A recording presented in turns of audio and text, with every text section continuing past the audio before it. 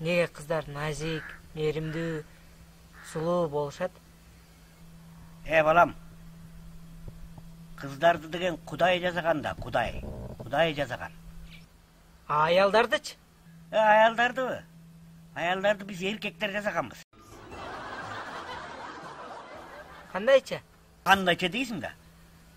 Ошо кыздарды аял кылып алып атпайсыңбы?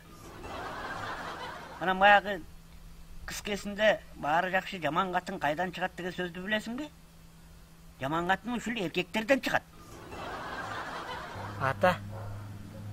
О жактагы 80деги чоң апа бар го. Аябай жакшы го. Тетиги аркы көчөдөгү жана 80деги кемпирди айтып атасыңбы?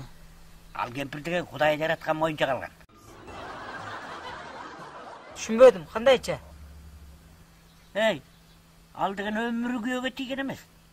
Ал ким менен урушуп жаман болмок эле? Ким менен кырылышып жаман болмок эле? Ал күйөөгө тийген эмес, ал ошол кыз бойдон калган. Ошон үчүн ал жакшы кемпир.